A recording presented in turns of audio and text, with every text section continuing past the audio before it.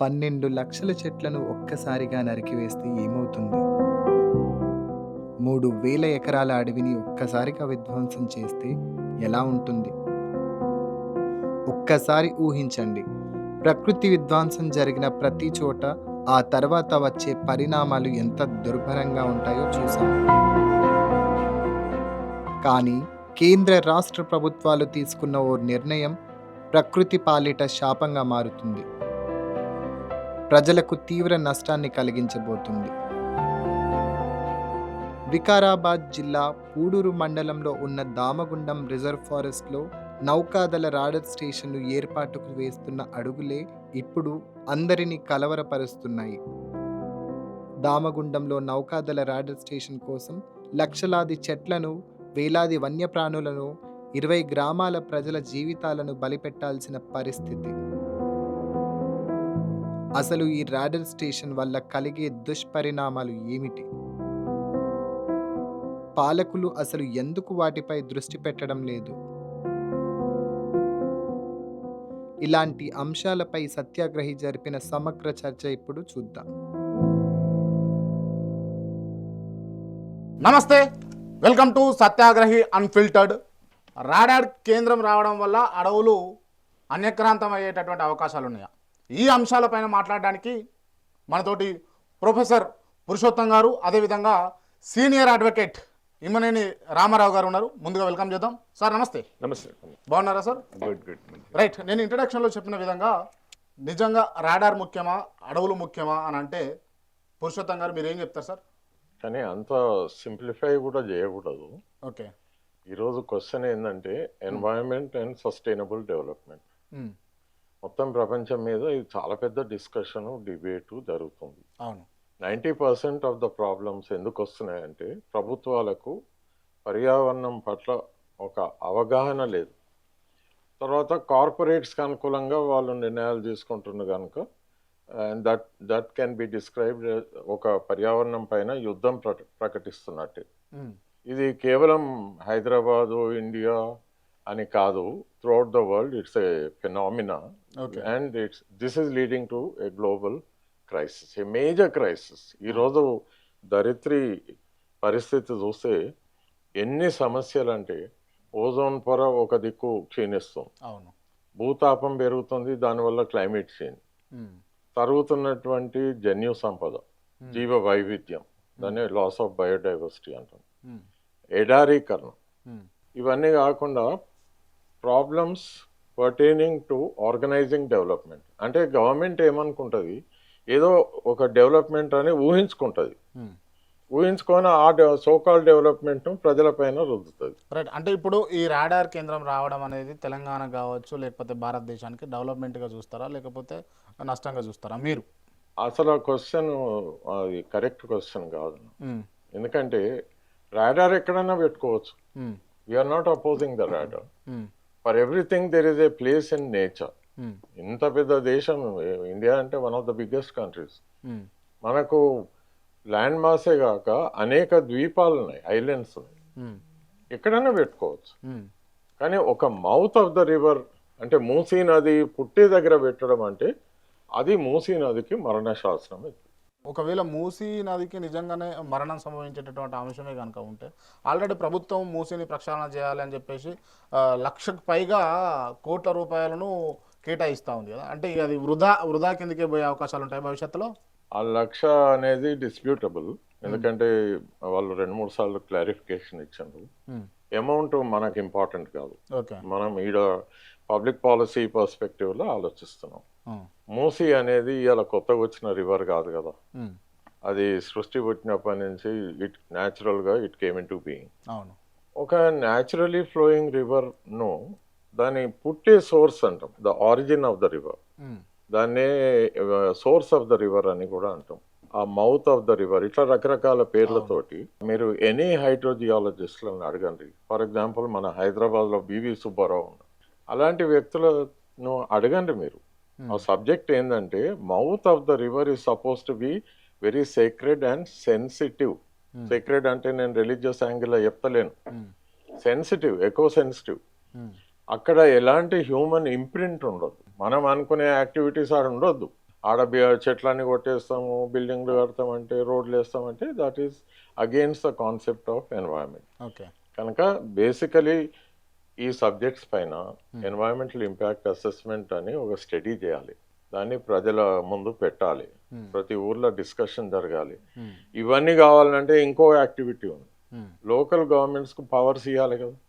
ఇవాళ local government ఏం powers ఉన్నాయి, whether it is Hyderabad or గ్రామ పంచాయత్, పవర్స్ ఏం ట్రాన్స్ఫర్ అయినాయి, మినిమం బేర్ మినిమం అంటాం. అండ్ స్టేట్ గవర్నమెంట్స్కు కోపం వచ్చినప్పుడల్లా సర్పంచ్కు చెక్ పవర్స్ లేకుండా చేస్తారు. That's not the way. Real democracy అంటే ప్రతి లెవెల్లో డెమోక్రసీ ఉండాలి, central government level, state government, local government. మరి లోకల్ గవర్నమెంట్కు పవర్స్ ఇవ్వకుండా వాటిపైన స్టేట్ గవర్నమెంట్ పెద్దరికం ఏంది? Who will decide the future of Damagundam? People have no say. మీరు ఈ అంశం పైన చెప్పండి సార్. నిజంగా అంటే ఈ ఒకవేళ ఈ ల్యాండ్ తీసుకోవడం కావచ్చు, అడవులను తీసుకోవడం కావచ్చు, సెంట్రల్ గవర్నమెంట్కి అప్పగించడం కావచ్చు, ఈ రాడార్ కేంద్రానికి ఇవ్వడం కావచ్చు, అది గవర్నమెంట్ ఎటువంటి అంశాల పట్ల చర్యలు తీసుకొని ఎవరి అనుమతులు తీసుకొని చేయాల్సి ఉంటుంది? నిజంగా అక్కడ ఆల్రెడీ రామలింగేశ్వర స్వామి టెంపుల్ కూడా ఉంది. ఆ టెంపుల్కి సంబంధించినటువంటి భూములు కూడా దాదాపు 2000 ఎకరాల దాకా ఉన్నాయి. వాటిని కూడా ఎట్లా ఇవ్వడానికి ఉంటుందా, పాసిబిలిటీస్ ఉంటాయా? యాజ్ అడ్వకేట్గా మీరు ఎలా చెప్తారు దీన్ని? దీనిలో మనము చూడవలసిన అంశాలు ఏంటంటే, అప్పట్లోనే ఇది ఒక నేచర్ క్యూర్, ఆ ప్లేసే ఒక నేచర్ క్యూర్. క్షయవ్యాధికి గురైన వాళ్ళని తీసుకుపోయి నిజాం కాలం నుండే ఇప్పుడు చాలా అధ్వానంగా అయింది పరిస్థితి. ఇప్పుడు మీరు చూడొచ్చు, చాలా అధ్వానంగా తయారైంది పరిస్థితి. 3-4 డాక్టర్లు అంటే నామమాత్రంగా దాన్ని నడిపిస్తుంది. రెండవ విషయం, రామలింగేశ్వర స్వామి టెంపుల్, అది అత్యంత పురాతనమైన గుడి. దాని చుట్టూ దానికి దేవున్మాన్యం లెక్కించిన భూములు చాలా ఉన్నాయి. అయితే ప్రకృతి సమతౌల్యత అనేది దెబ్బతినకుండా ఏదన్నా అభివృద్ధి కార్యక్రమాలు అనేది ప్రభుత్వం చేపట్టాలి. దీనిలో మేజర్గా వాల్టా యాక్ట్ అని ఉంటుంది, water land and trees act అని ఒకటి ఉంటుంది. అది మనము ఉమ్మడి ఆంధ్రప్రదేశ్ రాష్ట్రంలో ఆంధ్రప్రదేశ్కు సంబంధించిన చట్టం. దాని తర్వాత ఈ బైఫర్కేషన్ అయినాక తెలంగాణ ప్రభుత్వం కూడా ఆ చట్టం అనేది ఏర్పాటు చేసుకుంది. ఓకే. అయితే ఆ చట్టంలో సెక్షన్ 3 అనేది చాలా క్రూషియల్.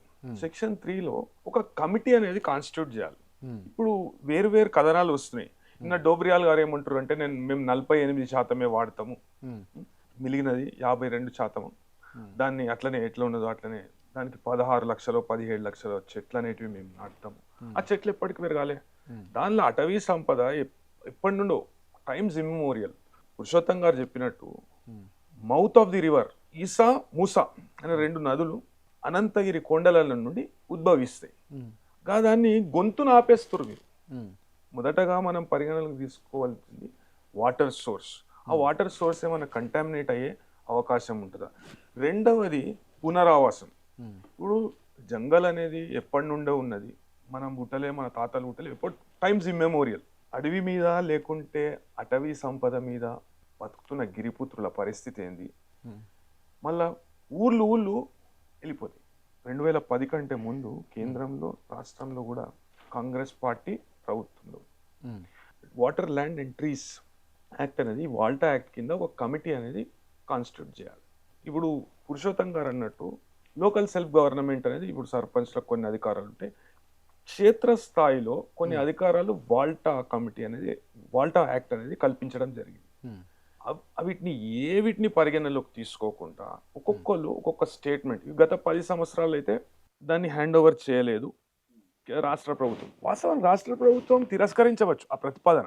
మానవ జీవితంకి ఎటువంటి ఎఫెక్ట్ కాకుండా మీరు అభివృద్ధిని అనేది చేయండి, లేకుంటే భద్రతా దృష్ట్యా మీరు పెడతా అంటారు కదా, పెట్టుర్రి, అది స్వాగతిస్తారు, ఎవరైనా స్వాగతిస్తారు. కానీ ఒక అటవీ సంపదను నాశనం చేసి ఒక విధ్వంసం సృష్టించి దాని ద్వారా మేము ఈ భద్రత కారణాల వల్ల మేము పెడుతున్నాం అనేది తప్పు. కేంద్ర ప్రభుత్వం అయినా రాష్ట్ర ప్రభుత్వం, ఇది కేంద్ర ప్రభుత్వం తీసుకుంటున్న ఏకపక్ష నిర్ణయం. దీని వెనుక అంటే ఎటువంటి ఉద్దేశం ఉన్నదనేది మనకు తెలియదు. 2010 నుండి అడుగుతున్నాము ఈయన ఏర్పాటు చేయాలనేది. ఒక విధ్వంసం సృష్టించి ఎందుకు ఏర్పాటు చేస్తారు మీరు? తెలంగాణలో ఇది పీఠభూమి కాబట్టి డిఫెన్స్ ఎస్టాబ్లిష్మెంట్స్కు ఎక్కువ శాతం మన తెలంగాణనే మగ్గు చూపుతారు.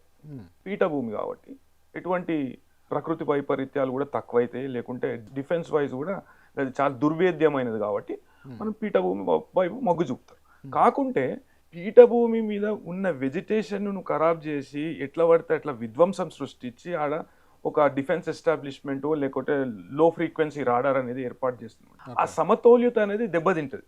ఓకే. ముందుగా దీంట్లో చాప్టర్ 3 ఆఫ్ వాల్టా యాక్ట్ ఇప్పుడు దీన్ని గ్రీన్ ట్రిబ్యునల్ వరకు కూడా తీసుకుపోయే ఆవశ్యకత ఎంతనో ఉన్నది. ప్రజలు చేసినా లేకుంటే ఒక సాధారణ పౌరుడు తప్పు చేసినా ఇప్పుడు వాటర్ ల్యాండ్ అండ్ ట్రీస్ యాక్ట్లో చెట్ల విషయం చాప్టర్ నెంబర్ 3లో చెప్పారు. చెట్లకు అంటే పరిహారంగా చెట్లు నాటిపియడము లేకుంటే కాంపెన్సేషన్. అయితే ఈ ప్రకృతి విధ్వంసం అనేది కోలుకోనికి ఇంకా 10 లక్షలు పెట్టుర్రి మొక్కలు, 20 లక్షలు పెట్టుర్రి, దానిలో అది సాంకేతిక అంశం. ఎన్ని మొక్కలు బతుకుతాయి, ఎన్ని మొక్కలు అవి పెరగాలంటే చాలా టైం పడుతుంది. ఇది ఎట్లా అంటే rap feature and PayPal అన్నట్టుంది. అంటే ఒకని ఒట్టి ఇంకోనికి అన్నట్టున్నది. ఇప్పుడు ఈడ విధ్వంసం సృష్టించి ఆడనేమో నేను చెట్లు నాటుతా అంటే దానికి ఏదైనా ప్రత్యామ్నాయం చూడండి. మీరు ఆ జాగాకు ఏదైనా ప్రత్యామ్నాయం చూడండి. ఏంటంటే ఖాళీ భూమి, బ్యారన్ భూమి గవర్నమెంట్ చేతిలో చాలా ఉన్నది. ఇప్పుడు మేము హైడ్రా అనే సంస్థను ఏర్పాటు చేసినాం, మేము ఇంత భూమి రికవర్ చేస్తున్నాం, అంత భూమి రికవర్ చేస్తున్నాం, ఇది చేస్తున్నాం, అది చేస్తున్నాం అనే విషయాన్ని రాష్ట్ర ప్రభుత్వం చెప్తుంది. అదే విధంగా రాష్ట్ర ప్రభుత్వం చేతిలో పనికిరాని పోరంబోకు భూమి చాలా ఉన్నది. విధ్వంసం సృష్టించకుండా మనం ఈ భద్రతకు సంబంధించిన ఏర్పాట్లు చేసుకోవచ్చు. సార్ పురుషోత్తం గారు, మీరు చెప్పండి సార్. ఒకవేళ ఇప్పుడు రాడార్ కనుక అక్కడనే ఆల్రెడీ పనులు స్టార్ట్ అవుతా ఉన్నాయి, అక్కడనే చేస్తూ ఉన్నారు అని చెప్పేసి వినిపిస్తూ ఉంది కదా. సో అక్కడ స్టార్ట్ అవ్వడం వల్ల వచ్చేటటువంటి ముఖ్యమైనటువంటి నష్టాలు ఏమై ఉంటాయి అని అంటే ఏం చెప్తారు మీరు? బేసికలీ మనము ఒక చిన్న యాంగిల్ తీసుకుంటలేము. ఎన్వైరన్మెంట్ అనేది ఒక హోలిస్టిక్ సబ్జెక్ట్. అండ్ దీంట్లో ఎన్ని డైమెన్షన్స్ ఉంటాయంటే అసలు మీరు అడిగింది ఒక చిన్న డైమెన్షన్, అండ్ దానికే పరిమితం కావాలంటే డిస్కషన్ ఎక్కువ ముందుకు పోదు. ఎప్పుడైనా మనం what we are talking today is a major paradigm shift. We are demanding a shift. ఇప్పుడు అభివృద్ధి అని పొలిటికల్ పార్టీస్ మాట్లాడతాయి కదా, ఎందుకంటే ఒక్కో పార్టీ ఓ స్టేట్లో ఉంది, దాంట్లో కొన్ని పార్టీస్ ఎక్కువ స్టేట్స్లలో ఉంటాయి. What is their understanding of development? అసలు డెవలప్మెంట్ను వాళ్ళు డిఫైనే చేయలేదు ఇప్పటివరకు. Show me one political party which has define development. తర్వాత వాళ్ళ మేనిఫెస్టోలో there is no commitment for realizing the globally accepted sustainable development goals. ఇలా ఎందుకు ఈ crisis, why are we discussing అంటే భోపాల్ లాంటి ట్రాజడీస్ ఇక ముందు జరగవద్దు. This will be another Bhopal in the making, and it will effect the entire city. ఇక్కడ just let me explain ఒక డీటెయిల్గా. ఇప్పుడు లేటెస్ట్ మీకు తెలుసు కదా, conference of parties on climate change. ఇప్పటికే 28 సార్లు the whole world met in different countries, different cities. వాటిని COP అంటారు, కాన్ఫరెన్స్ ఆఫ్ పార్టీస్. 28 టైమ్స్ మొత్తం ప్రపంచం డిస్కస్ చేసింది. ఇప్పుడు 29th మీటింగ్ నవంబర్లో అజర్బైజాన్లో ఉంది. ఎందుకు ఉండొచ్చు? Why do you think that the world is discussing continuously climate change? Because it is the number 1 problem. రేపు మన ఎగ్జిస్టెన్సే క్వశ్చన్ మార్క్, దాంట్లో ఏమీ డౌట్ లేదు. United nations framework convention on climate change supported by IPCC, intergovernmental panel on climate change. Science అంతా ఒక క్లియర్గా explain చేస్తుంది already. We're face to face with total annihilation. మొత్తం ప్రపంచం అందరం పోతాం రా అని చెప్తుంటే ఇంకా మనం ఏం మాట్లాడుతున్నాం? మనం అంటే గౌరవనీయులైన పొలిటికల్ పార్టీస్ వాళ్ళు ఏం మాట్లాడుతున్నారు? నాన్ ఇష్యూస్ మాట్లాడతారు. డెవలప్మెంట్ వాళ్ళే డిజైన్ చేస్తారు. వాళ్ళ మనసులో ఏదో పొద్దున్నే ఆలోచన వస్తుంది, దాన్ని ప్రమోట్ చేస్తారు. Kaleshwaram project is a classic example. But I'm not going in to the details. Similarly Musi, అంటే అంతకన్నా ఇంపార్టెంట్ చాలా ఇష్యూస్ ఉన్నాయి. మూసీ క్లీన్ కావాలంటే ఏం చేయాలి తెలుసా? ఫస్ట్ హైదరాబాద్ సిటీలో ఉన్న chemical industries, they should not B polluting. వాటి యొక్క ఎఫ్లూయెన్స్ టోటల్గా అబ్సల్యూట్ సేఫ్ స్టాండర్డ్స్కు తెచ్చి, ఎందుకంటే ఇంతకుముందు సార్ వాల్టా యాక్ట్ చెప్పింది కనుక ఒక నదిలో కలిసే లెవెల్కు తెచ్చి, ఇక కలిస్తే ఎలాంటి డేంజర్ లేదు అన్నాక అంత సేఫ్ వాటర్ అయినాక వదలవచ్చు. మళ్ళీ వాళ్ళు అదే ఏదన్నా ఒక్క ఇండస్ట్రీ అచీవ్ అయిందా ఇప్పటివరకు? What is the PCB doing? Pollution control. అందుకే క్వశ్చన్ ఏంటంటే, మూసీ బ్యూటిఫికేషను ఇలాంటి టాపిక్స్ మాట్లాడే ముందు Telangana government should first of all establish Environment Protection Authority. చట్టం ప్రకారంగా ఉంది, నేనేం కొత్తగా అడుగుతలేను. 1986లో ఈపీ యాక్ట్ వచ్చింది. మరి ఆ యాక్ట్ని ఇంప్లిమెంట్ చేసే ఏజెన్సీ ఏదో అడగమని చెప్పండి. PCB cannot implement that act, ఎందుకంటే it is not competent. PCB అంటే ఏందన్నా, పొల్యూషన్ కంట్రోల్ బోర్డ్. ఎన్వైరన్మెంట్ అనే ఒక మహా గ్రంథంలో pollution is a small chapter.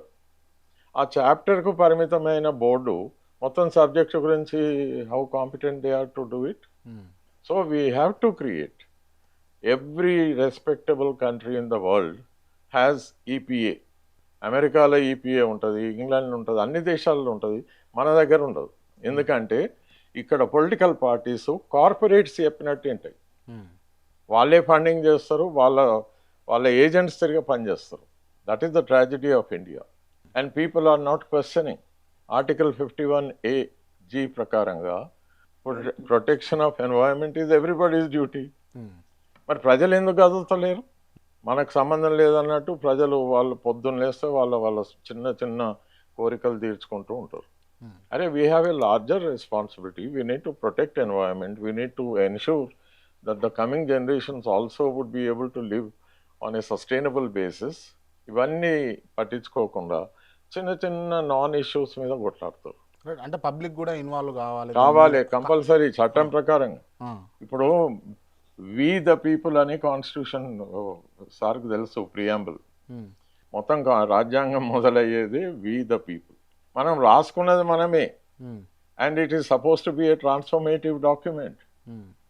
ఏదో అదేందో లైబ్రరీలో పెట్టే బుక్ కాదు. And we have to be active. దాన్ని అర్థం చేసుకోవాలి, డిమాండ్ చేయాలి. పొలిటికల్ పార్టీస్ అంత ఈజీగా కదలవు. We're demanding a paradigm shift in the very understanding of development. Right, okay. దీని వెనుక పొలిటికల్ కోణం ఏమైనా ఉండొచ్చు అంటారా సార్? పొలిటికల్ ఫోరం లేదు, ఏం లేదు, అంత తెలివి లేదు వాళ్ళకు. ఎప్పుడన్నా నీకు ఒక పొలిటికల్ పార్టీలో R&D కనపడ్డదా? రీసెర్చ్ అండ్ డెవలప్మెంట్ ఒక్క యూనిట్ నాకు show me one Indian political party which has R&D. ఒక పబ్లిక్ పాలసీ సెంటర్ ఉందా? ఏ పార్టీలో లేదు. వాళ్ళు పొద్దున్న లేస్తే ఎప్పుడు ఇదంతా డ్రామా. పేద ప్రజలకు ఇదో అదో ఇస్తామని నాటకాలు చేస్తారు. వాళ్ళు రియల్ వర్క్ అంతా కార్పొరేట్స్ను సాటిస్ఫై చేయడానికి. That is the tragedy of India. నేను తెలంగాణ గురించి కాదు, I'm talking about India and the third world countries. South అమెరికాలో కూడా ఇదే problem. Somebody comes to power, then he becomes an agent of the corporate. వాళ్ళకే ల్యాండ్ ఇస్తారు, వాళ్ళకే రైట్స్ ఇస్తారు, ఎక్స్ప్లాయిటేషన్. ఇప్పుడు సార్ చెప్తున్నట్టుగా నిజంగా ఒక పొలిటికల్ పార్టీ అధికారంలోకి వచ్చిన తర్వాత అట్లా ల్యాండ్స్ ఇవ్వడం అదంతా చేయడం అనేది మీరు ఏ విధంగా చూస్తారు? అట్లా ఇవ్వచ్చు అని అన్నది ఎవరు తీసుకొచ్చారు అని అంటే ఏం చెప్తారు? చట్టబద్ధత, పర్యావరణ సమతౌల్యత, సమశీతోష్ణ పరిస్థితులలో బ్యాలెన్స్డ్గా ఎన్విరాన్మెంట్ను పెట్టడం అనేది ఒక కాన్స్టిట్యూషనల్ డ్యూటీ. మొదటగా ప్రజాప్రతినిధులే రాజ్యాంగబద్ధమైన ఒక డ్యూటీని మర్చిపోయి వాళ్ళు అనుకున్నదే డెవలప్మెంట్ అనే పందాలో ఫారెన్ టూర్ పోతారు. ఆడేదో చూస్తాడు, గుడ్డేది సేన్లో పడ్డట్టే ఆడేదో చూస్తాడు. వీడికి వచ్చి రాత్రి 2 IAS ఆఫీసర్లను పిలుచుకొని ఇది బాగుందా, ఇది చెయ్యి అంటే వాళ్ళు చేస్తారు, సంతకం పెడతారు. క్షేత్రస్థాయిలో ఇప్పుడు సార్ అన్నట్టు క్షేత్రస్థాయిలో మీరు చూడండి, ఏ ఒక్క మన గిరిపుత్రులు కానీ లేకుంటే ఆ ఫారెస్ట్ మీద డిపెండ్ అయ్యి బతికేటోళ్ళది ఎవ్వలదన్నా ఒక ఒపీనియన్ తీసుకున్నారా? కొత్తగా ఏది కనబడితే అంటే ఇది లోపాయికారి ఒప్పందం, ఆ కేంద్ర ప్రభుత్వం మళ్ళీ రాష్ట్ర ప్రభుత్వం మధ్యలో ఒక లోపాయికారి ఒప్పందం. ఇది 2010 నుండి రాష్ట్ర ప్రభుత్వం నిర్బంధంగా, అప్పట్లో ఉన్న రాష్ట్ర ప్రభుత్వం, గతంలో ఉన్న రాష్ట్ర ప్రభుత్వం కూడా నిర్బంధంగా వాల్టా యాక్ట్ పరిమితులు దీనికి ఇయ్యలేము. ఇంతవరకు ఈ ప్రభుత్వము ఒక కమిటీ ఏర్పాటు చేయలేదండి. చాప్టర్ 3లో ఒక కమిటీ ఏర్పాటు చేయాలి. దానికి కన్సర్న్ మినిస్టర్ అనేది చైర్మన్ లెక్క ఉంటాడు. It's a constitutional body. దాన్ని ఏర్పాటు చేయకుండా ఎట్లా పడితే అట్లా అనుమతులు ఇచ్చేసినాం మళ్ళీ తీసుకోండి అనే విషయాన్ని లోపభూయిష్టంగా మీరు దాచుకొని చేసే అవసరం ఏమున్నది? కమిటీ ఏర్పాటు చేయండి, కమిటీ పరిశీలన చేస్తుంది. ఇటువంటి ఇబ్బందులు ప్రజలకు గురి కాకూడదనే రాజ్యాంగంలో కొన్ని నిబంధనలని ఏర్పాటు చేయడం జరిగింది. మీరు రాజ్యాంగబద్ధంగా ప్రభుత్వమే ప్రవర్తించలేదు. ఇప్పుడు మన హైకోర్టు ఇంటర్ఫియరెన్స్ కానీ లేకుంటే గ్రీన్ ట్రిబ్యునల్ ఇంటర్ఫియరెన్స్ కానీ చేస్తుంది అని నేను అనుకుంటున్నాను. అయితే గ్రీన్ ట్రిబ్యునల్ సుమోటోగా తీసుకోవడం కానీ. దీనిలో మొదటిగా పర్యావరణ సమతౌల్యము అనేది దెబ్బతింటది. రాడార్ వలన వచ్చే కాంప్లికేషన్స్ ఏంది? అంతర్జాతీయంగా ఎన్నో సంస్థలు రాడార్ వలన మనుషులపై పడే ప్రభావం ఏంది అనే అధ్యయనం చేసినాయి. మొదటిగా మనుషులు ఎఫెక్ట్ అయ్యేది క్యాన్సర్తో. ఇప్పుడు ఒక రోబోట్ 2 ఆ సినిమాలో మొత్తం మొబైల్ ఫోన్ ఇట్లా మనిషిని దెబ్బతీస్తుంది అనేది చూపెట్టి, శంకర్ గారి సినిమాలలో ప్రతి ఒక్క దాంట్లో ఒక మెసేజ్ ఉంటుంది.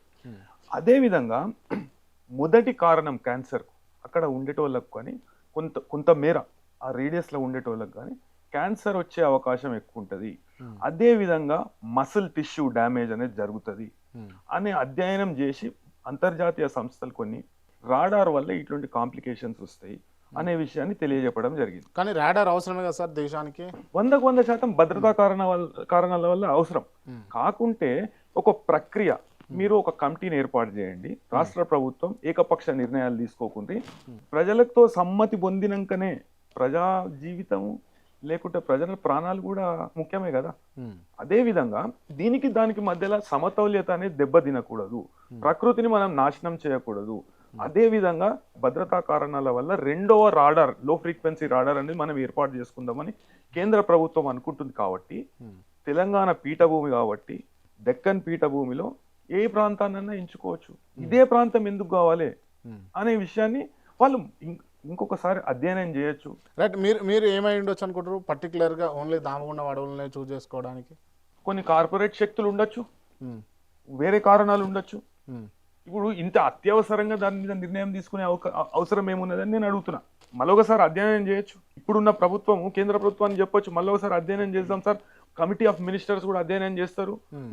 లోకల్గా ఆడ ఉన్న లోకల్ సెల్ఫ్ గవర్నమెంట్ ఏదైతే ఉన్నదో వాళ్ళు అధ్యయనం చేస్తారు. సర్పంచ్లు కానీ క్షేత్రస్థాయిలో ఇప్పుడు రెవెన్యూ అధికారులు కానీ వాళ్ళు అధ్యయనం చేస్తారు. దీనిలో ఎన్ని చెట్లు పోతున్నాయి ఇవ్వనికి వాళ్ళకు ప్రజలకు పారదర్శకత లేకుండా ఎట్లా పడితే అట్లా నిర్ణయాలు చేసుకోనికి ఇది ఆటోక్రసీ కాదు.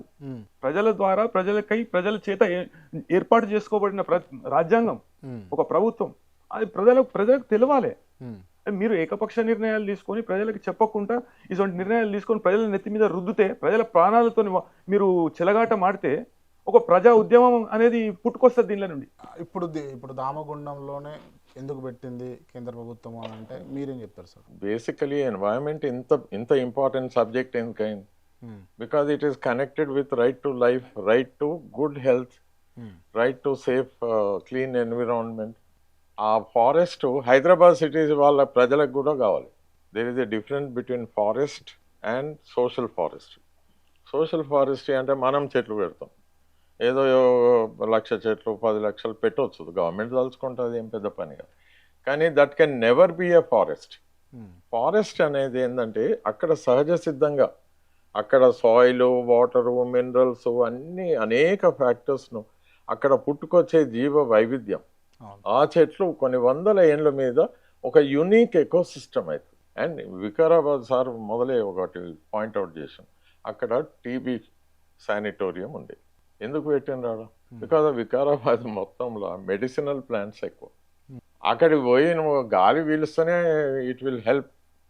So TB patients, they require that kind of a healing touch. Okay. ఆ గాలి అవసరం affected people. సో అంత గొప్ప ప్రదేశాన్ని లోకల్ చెట్లన్నీ కొట్టేసి మనం ఇష్టం వచ్చినట్టు వీళ్ళు పెట్టే చెట్ల సంగతి తెలుసు కదా. మొదలు యూకలిప్టస్ పెట్టిన అటవలియా, తర్వాత ఇప్పుడు కోని కార్పస్, దాని భవిష్యత్ ఏందో తెలియదు. What is the impact? మనం నాటే ప్రతి చెట్టు దాన్ని కూడా ఎవాల్యుయేట్ చేయాలి. అండ్ ఓవరాల్గా what is it's impact on the health of the people. అక్కడనే కాదు, హైదరాబాద్ సిటీ మనకు వచ్చే గాలి, హైదరాబాద్ మీరు జాగ్రఫీ చూస్తే సౌత్ వెస్టర్న్ సైడ్ ఉంటుంది, వికారాబాద్ వెస్ట్ ఉంటుంది, కాస్త సదర్న్ సైడ్. ఆ గాలి మనకు చాలా important. It is like the oxygen mask of the people of Hyderabad. అది లేకుండా తీస్తా అంటే ఏమన్నట్టు? What happens to the right of the citizens to access to the required quantity. వాళ్ళు అనేది ఏంటంటే అడవిని మొత్తం చేయము కదా. వాళ్ళు ఏమంటున్నారు, come on let there be a discussion అని మేము అంటున్నాం కదా. వాళ్ళది do they have a comprehensive picture. నేను మొదలే చెప్పిన, తెలంగాణ అసెంబ్లీలో దీనిపైన చర్చ జరిగిందా? పోనీ అంటే మళ్ళీ పీస్ మీల్ కాదు, I'm talking about the total environment as a subject. మూసీని ప్రొటెక్ట్ చేయాలంటే మూసీలకు వచ్చే సూవేజ్, ఇండస్ట్రియల్ ఎఫ్లూయెన్స్, హైదరాబాద్ సిటీలో ఉన్న చెత్త, గార్బేజ్ అంత దాంట్లోకే పోతుంది. దాంతోపాటు గ్రీన్ రెవల్యూషన్ అని మనం ఒక 40-50 ఏళ్ల కింద లాంచ్ చేసినాం. What is green in green revolution అని మేము అడుగుతున్నాం. Chemicalization of agriculture and hybridization of seeds తప్పాడేముంది? And now the whole world is in favour of organic farming, natural farming. దాని మీద తెలంగాణ గవర్నమెంట్ స్టాండ్ ఏంది? ఇక్కడ పొలిటికల్ పార్టీస్ ఇంపార్టెంట్ కాదు. 10 years ఒక పర్టికులర్ పార్టీ ఉండేది. Now there is a change, but that change should be for the better కదా. ఒక point, pharma city మీద ఉన్న కన్ఫ్యూజన్. ఫార్మా రాగానే ఫార్మా లేదన్నారు, మళ్ళీ ఉన్నదన్నారు, మళ్ళీ ఫార్మా విలేజెస్ అంటున్నారు. నిన్న కోర్టుకి ఏం చెప్పిండ్రు? ఫార్మా సిటీ ఉందన్నారు. అంటే ఎందుకు ఈ confusion? Can there be a clear cut thinking? ఒక విజన్ డాక్యుమెంట్ కావాలి. What Telangana badly requires is 5 ఏళ్లలో తెలంగాణను నువ్వు ఏడికి తీసుకుపోదలుచుకున్నావు. ఒకటిగానే వేరే ఇంతకుముందు ఉన్న సీఎం ఎక్కడో పోయి వచ్చి నేను హైదరాబాద్ డల్లాస్ చేస్తా అంటే, మాకు డల్లాస్ ఏమవుతురా పోయి, హైదరాబాద్ ఇంకా ఇంకోసారి సింగపూర్ అంటే ఎట్లా? అది కాదు. We have a right to life and we are here to ensure that this ఇప్పుడు మన తరం ఉంది కదా, ఆ మన తరము it should not be the last generation to live in Hyderabad. We are accountable to the coming generations. మరి వాళ్ళ వెల్బీయింగ్ కూడా మనం చూడాలి కదా. ఉన్న గుట్టలని మనమే డిస్ట్రాయ్ చేస్తాం, రాక్స్ అని పోతాయి, అడవులని పోతాయి, చెరువులు కబ్జా పెడితే ఎట్లా? ద ప్రస్తుత government it is removing the encroachments, we appreciate. కానీ దాని మీద encroachment removal is not alone protection. Nallahs గురించి ఫిరంగి నాలా ఎందుకు మాట్లాడుతుంది? ఫిరంగి నాలా నెగ్లెక్ట్ అయితే ఓల్డ్ సిటీలో ఫ్లడ్డింగ్ అవుతుంది. Then why is the government silent on it? Come on, let them explain what is the stand. ఒక కాంప్రిహెన్సివ్ ప్లానింగ్ ఉండాలి. That is what I'm saying.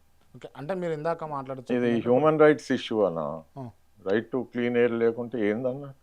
రాబోయే రోజులలో ఆక్సిజన్ మాస్క్ పెట్టుకొని తిరగాలనా? What is the quality of water that people drink in Hyderabad? దాని మీద transparency ఉందా? మూసి ఒట్టిగానే river front అని ఇటు సైడ్ అటు సైడ్ గోడలు పెట్టి ఆడ బెంచ్లు వేసి కూర్చుంటే దాంట్లో పోయేదంతా కంపే కదా.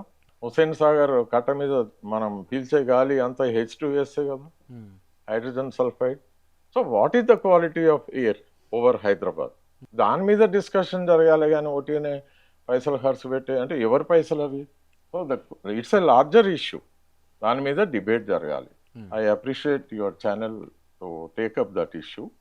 ఇప్పుడు ఫర్దర్గా అంటే ఈ గ్లోబల్ వార్మింగ్ కావచ్చు, లేకపోతే ఇటువంటి సంభవించకుండా ఉండాలంటే ఏం చేస్తే బాగుంటుంది? గవర్నమెంట్ ఎటువంటి ఇనిషియేటివ్స్ తీసుకోవాలి? భోపాల్ గ్యాస్ డిజాస్టర్ జరిగి సరిగ్గా 40 ఏళ్ళు.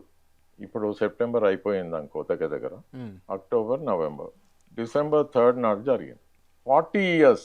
నౌ ద క్వశ్చన్ ఈజ్, మనం ఏమన్నా గుణపాఠం నేర్చినామా? గౌరవనీయులైన భారతీయులు, ఇండియన్ పొలిటికల్ పార్టీస్ అన్ని కలిపి పార్లమెంట్లో డిస్కషన్ లేదు ఇప్పటి వరకు. అంటే ఈ రాజకీయ నాయకులకు చైతన్యం లేకనా, లేకపోతే చేయదలుచుకోలేదు. కార్పొరేట్స్ కు రన్నింగ్ డాగ్స్ తిరిగి బిహేవ్ చేస్తారు. మీరు అంటున్నట్టు రానున్న తరాలకు మనం ఎటువంటి ప్రకృతి సిద్ధమైనటువంటి సంపదను ఇవ్వలేం కదా అని మీరు చెప్తున్నారు కదా. మరి ఈ ఆలోచన ఎందుకు రాజకీయ నాయకుల్లో లేదు అని అంటే? వాళ్ళు దాంట్లో చదువుకున్న వాళ్ళు ఏడున్నారు? ఎంతో కొంత ఉన్నారు కదా. అది సరిపోదు. ఎందుకంటే ఎన్వైరన్మెంట్ అనేది ఒక వండర్ఫుల్ సబ్జెక్ట్. అది ఒట్టిగా చెట్లు నాటుతామంటే అది సరిపోదు. That is just a fraction of the problem. గత ప్రభుత్వం హరితహారం అని చెప్పేసి ఒక స్కీమ్ చెట్లు నాటింది, గంతవరకు ఓకే. ఇగో మంచి పని కొద్దిగా చేస్తే అప్రిషియేట్, బట్ సరిపోదు అది. We are talking about a total vision, a paradigm shift, ఒక మేజర్ పారాడైమ్, ఒక డెవలప్మెంట్ మోడల్ను తయారు చేయమని అంటున్నాం. అండ్ ఇంకోటి, మనలాంటి కంట్రీస్ కష్టమవుతుందని గ్లోబల్ లెవెల్లో దాని మీద అనేక మీటింగ్స్ జరిగి 2015లో సెప్టెంబర్లో ప్యారిస్లో ఒక ఒప్పందం కుదిరింది. ఇండియన్ ప్రైమ్ మినిస్టర్ సంతకాలు పెట్టాను, ఇప్పుడున్న ప్రైమ్ మినిస్టర్. 2015 సస్టైనబుల్ డెవలప్మెంట్కు పూర్తి మద్దతు చెప్పిన India, what is the big progress? అట్లనే ఇండియా గురించే కాదు, మిగతా అన్ని దేశాలు కూడా. సో 1972 స్టాక్హోమ్ నుంచి 1992 రియో కాన్ఫరెన్స్, తర్వాత ఈ సస్టైనబుల్ డెవలప్మెంట్ సమ్మిట్, తర్వాత ప్యారిస్ అకార్డు, ఇంత డిబేట్ జరుగుతుంటే ఇట్స్ ఒక్కోసారి I feel sorry for the youngsters. అసలు వాళ్ళకి ఏం తెలియదు, కాలేజీలలో కూడా చెప్పరు. ప్రొఫెసర్ టి శివాజీరావు మేము వేసిన కేసులో సుప్రీంకోర్టు డైరెక్షన్ ఇచ్చింది ఈ సబ్జెక్ట్ నేర్పండి అని. ఎందుకంటే సార్ చెప్పినట్టు ఆర్టికల్ 51A ప్రకారంగా పర్యావరణ పరిరక్షణ ప్రజలందరి బాధ్యత. బాధ్యత అన్నప్పుడు వాళ్ళకి తెలుస్తున్నాయి కదా చేసేది. So this subject should be taught and given the highest priority. అది ఎందుకు జరుగుతలేదు? నామకే వాస్తే అది ఆ సబ్జెక్టుకు న్యాయం జరుగుతలేదు. సివిల్ సర్వీసెస్లో 50% of the syllabus is environment, sustainable development and disaster management. A TV channel ఎంత పనిచేస్తుంది? అసలు వాళ్ళకి ఏం పట్టింపే లేదు. పర్సనాలిటీస్ మీద ఫోకస్ చేస్తారు. దట్స్ నాట్ ద వే. అందుకే ఒక కంప్లీట్ రెవల్యూషన్ రావాలి. ఈవెన్ మీడియాలో కూడా, పాలిటిక్స్లో కూడా, ఎడ్యుకేషన్లో. హైయర్ ఎడ్యుకేషన్ అంతా నెగ్లెక్టెడ్. ఉస్మానియాలో ఫ్యాకల్టీ లేరు. ప్రతి యూనివర్సిటీ లింపింగ్, నాట్ రన్నింగ్. ఇక మన గ్లోబల్ లెవెల్లో మన ఇండియన్ యూనివర్సిటీస్ ర్యాంకింగ్ లాస్ట్లో ఉండకుంటే ఏడుంటాయి మరి. అంటే ఎటువంటి నిర్ణయాలు తీసుకోవాలంటారు ఫర్దర్గా? మీరు ఎటువంటి నిర్ణయాలు తీసుకుంటే బాగుంటుంది? ఇప్పుడు రాడార్ వచ్చిన తర్వాత కానీ, లేకపోతే ఇది అక్కడ ఉన్నటువంటి ప్రజలు ముందుగా నేను మొన్న ఏదో పేపర్లో చదివిన, సీఎం రేవంత్ రెడ్డి గారి ప్రత్యేక చొరవట దీంట్లో. అంతే అత్యవసరం ఏమున్నది దీంట్లో? ఆయన ప్రత్యేక చొరవ చూపిస్తే వాళ్ళందరూ వచ్చి అధికారులు, నేవల్ అధికారులు అందరూ వచ్చి ఆయనను కలిసి సంతకాలు తీసుకురట. దాని మీద వాళ్ళకు మౌఖికంగా వాళ్ళకి ఇచ్చేయడం జరిగింది. పనులు కూడా మొదలు పెట్టారని నిన్న నేను 2010 నుండి అడుగుతాను. రాష్ట్ర ప్రభుత్వాలు ఒప్పుకోలేదు. అప్పట్లో ఉన్న ప్రభుత్వం, గతంలో ఉన్న ప్రభుత్వం ఒప్పుకోలేదు. అసలు చర్చనే జరగలేదు, కమిటీ ఏర్పాటు చేయలేదు. ఇప్పుడు కేంద్ర ప్రభుత్వ రంగ సంస్థలు అనుమతి ఇచ్చి ఉండవచ్చు. ఇప్పుడు ఆడ ఒక టౌన్షిప్ పడుతుంది, స్కూళ్ళు ఏర్పాటు అవుతాయి, మళ్ళీ కాలేజీలు ఏర్పాటు అవుతాయి, బిల్డింగ్స్ కడతారు. ఇప్పుడు ఇది విధ్వంసం చేసి కట్టే అవసరం ఉందా? ఒక దిక్కేమో ఎన్నో సమిట్స్, గ్లోబల్ సమిట్స్లో భారతదేశం ఒక సిగ్నేటరీగా ఉన్నది. సిగ్నేటరీగా ఉన్నప్పుడు కేంద్ర ప్రభుత్వం ఇంత మూర్ఖమైన నిర్ణయం ఎందుకు తీసుకుంటుంది? ప్రజలను పట్టించుకోరా మీరు? Article 21 of the constitution is right to life. 2014లో ఇదే విషయంలో ఒక కేసు వేయడం జరిగింది. హైకోర్టు ఇవన్నీ అంశాలు పరిగణనలోకి తీసుకొని మీరు ఏదైనా నిర్ణయం తీసుకోండి అనే విషయాన్ని చెప్పడం, స్పష్టీకరణ చేయడం జరిగింది. ఏ విషయాలు పట్టించుకున్నారు? మీకు ఏ ప్రజలను అడిగినారు? ఎవరు? ఇది పారదర్శకమైన ఒక తీసుకున్న నిర్ణయం ఇది. ఎందుకు రాష్ట్ర ప్రభుత్వం ఎందుకు ఇంత తొందర పడుతుంది? ప్రజా జీవితంతో ఆడుకోకండి. అంటే ప్రజలు వీళ్ళని ఎన్నుకొని, ఇటువంటి రాజకీయ నాయకులను ఎన్నుకొని ఒక క్వాలిటీ ఆఫ్ లైఫ్ కొరకు వాళ్ళు అదే ప్రభుత్వంతో కొట్లాడాలి. ఎంత అన్యాయం ఇది! అరే మా ఇల్లులు కూలగొట్టకుర్రి, లేకుంటే ప్రకృతి విధ్వంసం చేయకుర్రి, లేకుంటే మమ్మల్ని ఇబ్బందులకు గురి చేయకుంటే అదే ప్రజలు కొట్లాడాలి. ఎంత దారుణమైన పరిస్థితి ఇది! ఇప్పుడు కేంద్ర ప్రభుత్వం కూడా ఈ నిర్ణయాన్ని వెనక్కి తీసుకోవాలి. ఈడ కాకుండా వేరు పీఠభూమిలో ఏంటన్నా తీసుకోండి. ఇప్పుడు కంపల్సరీ అక్విజిషన్, భద్రతకు సంబంధించిన విషయంలో కేంద్ర ప్రభుత్వానికి నిర్బంధంగా అక్విజిషన్ చేసే పవర్ ఉంటుంది. కానీ ప్రజలకు ఇబ్బంది పెట్టకుండ్రి అంటున్నాను నేను. ఇదే విధంగా గుడ్డెద్దు సేన్ల పడ్డట్టు ముందడికి పోతే మేము మాత్రం ఊరుకునే ప్రసక్తే లేదు. కోర్టులను ఆశ్రయిస్తాము, అదేవిధంగా ప్రజల తరఫున నిలబడి పోరాడతాము, జాతీయ మానవ హక్కుల కమిషన్ ఆశ్రయిస్తాం. ఈ ప్రకృతి విధ్వంసాన్ని తప్పకుండా ఆపుతాం. సార్, ఒకవేళ కేంద్ర ప్రభుత్వం సూచించింది ఇక్కడ పెట్టుకుంటే బాగుంటుంది అని చెప్పేసి సూచించినప్పుడు రాష్ట్ర ప్రభుత్వాలు నిరాకరించేది ఉండేనా? ప్రతి స్టేట్ గవర్నమెంట్లో ఒకటి సెంట్రల్ లెవెల్లో ఈపీఏ ఉండాలి మొత్తం దేశానికి. ప్రతి స్టేట్లో కూడా ఎన్వైరన్మెంట్ ప్రొటెక్షన్ అథారిటీ ఉండాలి. ఎట్నయితే central pollution control board, state pollution control board అంటాం కదా, అట్లనే అదే టైప్లో ఈ ఈపీఏ ఎట్లుండాలి అనేది ఈ పాయింట్ చాలా ఇంపార్టెంట్. మన జాతీయ స్థాయిలో ఉన్న సెంట్రల్ ఎలక్షన్ కమిషన్ మాదిరిగా ఇండిపెండెంట్గా, అటానమస్గా పనిచేసే టైప్లో ఉండాలి. అంతేగాని ఒక పాలిటీషియన్ ఫోన్ చేయగానే వాడు నిలబడి మాట్లాడేటప్పుడు అట్లా కాదు. వాడు ఇండిపెండెంట్గా ఉండాలి. ఉంటే అక్కడ డిస్కషన్ అవుతుంది. అండ్ ఆ డిస్కషన్ వాళ్ళు మాత్రమే 10 మంది కూర్చొని చేసేది కాదు. సమాజంలో ఉండే ఎక్స్పర్ట్స్ని పిలవాలి, యాక్టివిస్ట్లను పిలవాలి, ఆ ఎఫెక్టెడ్ పీపుల్ తోటి ఆ పర్టికులర్ ప్లేస్లో డిస్కషన్ జరగాలి. Visit to the siting criteria అంటారు. ఎక్కడ ఏముండాలి అనేది అదొక పెద్ద subject, siting criteria. There is a beautiful book దాని పేరు డిజైన్ విత్ నేచర్. అది ఎవరన్నా చదివినరా? I'm asking a very serious question. ఎంత బ్యూటిఫుల్ బుక్ అసలు. డెవలప్మెంట్ అంటే అట్లా ఉండాలి. We have to take the what we call what is there in nature. ఆ పాజిటివ్ పాయింట్స్ని తీసుకొని డెవలప్మెంట్ ఆ విధంగా మలుచుకోవాలి. Our activity should not B a limitation or destruction of nature. Design with nature is a master piece. Ian McHarg అని ఆయన చనిపోయింది. ఆయన లెక్చర్స్ ఉన్నాయి, ఎంత బ్యూటిఫుల్ లెక్చర్స్ అవి. అట్లా మన స్టూడెంట్స్కు ప్రతి కాలేజీలో డిస్కషన్ జరగాలి. ఇది ఒక్కటే కాదు, ఇటువంటి 10 గల్లా చెప్పవచ్చు. That is how we have to prepare the youngsters. And they have to realize that they need to be, their competitor is worldwide. Competitors చైనాలో ఉండొచ్చు, జపాన్ ఉండొచ్చు, అమెరికాలో ఉండొచ్చు. మేము ఇక్కడనే చిన్న గైడ్స్ చదువుతామంటే నడవదు. They have to read the books the world is reading. They need to watch YouTube lectures the whole world is watching. David Attenborough, తర్వాత రాల్ఫ్ నాడార్, అయాన్ మెకాగ్, అంటే ఈ generation, even Yuval Noah Harari, ఇటువంటి thinkers యొక్క lectures వింటే మన youngsters will be more competitive and more self confident. మీరు చెప్తున్న అంశాలకు ఖచ్చితంగా సహకారం అనేది కొంచెం ప్రభుత్వాల నుంచి కూడా ఉండాలి కదా. అంటే ఇప్పుడు స్టడీస్లో పెట్టాలన్నా కూడా ఇప్పుడు యూనివర్సిటీ చేస్తుంటే ప్రభుత్వం ఆపుతుంది, వీళ్ళు పని చేస్తుంటే ఎవరు ఆపరు. వీళ్ళు చెయ్యక అట్నే పొలిటికల్ పార్టీ, ఏ పార్టీకి ఆ పార్టీ R&D పెట్టుకొని ప్రతి ఇష్యూను పబ్లిక్ పాలసీ పర్స్పెక్టివ్లో డిస్కస్ చేసి ఒక అడ్వకేట్స్ను పిలుచుకొని లీగల్ ఆస్పెక్ట్స్, ఇట్లా అనేక ఆస్పెక్ట్స్ ఉంటాయి. వాళ్ళు పని చేస్తుంటే కూడా ఆపుతారు. ఎవ్వరి సహకారం అవసరం లేదు. కావాల్సింది ఏంది, వీళ్లకు చిత్తశుద్ధి ఉండాలి. And the constitution very clearly says protection of environment is everybody's duty. ఇప్పుడు అంటే ఈ దామగుండం దగ్గర తీసుకొచ్చినటువంటి రాడార్ను ఆపాలన్నా లేకపోతే ఫర్దర్గా ఎటువంటి దాన్ని ఆపాలంటే there is what is known as a technology of protest. NGT suo motu తీసుకోవాలి, తీసుకోరు. మనమైతే పోవాలి కదా, we have a right. We will definitely not. Okay, అంటే మీరు పబ్లిక్ ఇంతకు ముందు ఒకసారి హైకోర్టుకు వెళ్ళి ఆపినాం. ఓకే, 4 ఏళ్ళు ఆగింది అది. మళ్ళీ ఆపడం పెద్ద పని కాదు, కానీ ప్రజలు కూడా తయారు కావాలి కదా. కోర్ట్స్ కూడా ఎప్పుడు కదులుతాయంటే when there is a popular protest కనపడాలి, విజిబిలిటీ ఉండాలి. అప్పుడు చాలా ఈజీ.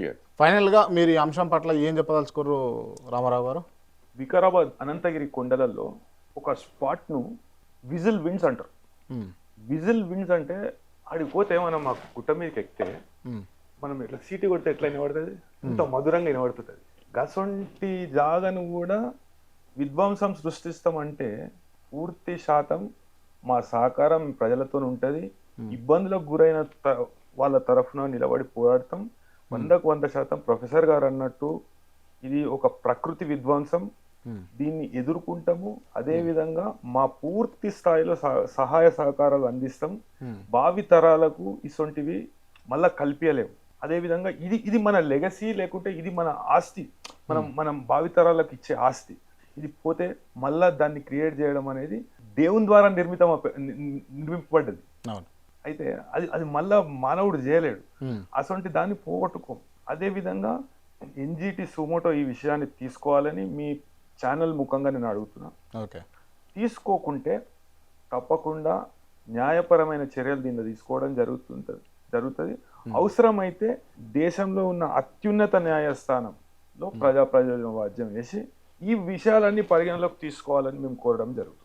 మేము న్యాయస్థానాలు తప్పకుండా మా రక్షణకు వస్తాయి, ఈ బాధితుల రక్షణకు వస్తాయి అని మేము అనుకుంటున్నాం. థ్యాంక్ యూ సో మచ్ అండి. మొత్తానికి ప్రొఫెసర్ పురుషోత్తం గారు కావచ్చు, అదేవిధంగా అడ్వకేట్ రామారావు గారు చెప్తున్నటువంటి అంశం ఏంటంటే ప్రజలు కదలి రావాలి. ప్రజలు కదిలి వచ్చినప్పుడే ఇటువంటి వాటిని ప్రొటెస్ట్ చేయడానికి, ఆపడానికి వీలుంటుంది అని చెప్పేసి, అదేవిధంగా ప్రజలు చైతన్యవంతం కావాలి ఈ అంశాల పట్ల అని చెప్పేసి మరి చెప్తున్నటువంటి అంశం. థ్యాంక్ యూ అండి. Thank you so much.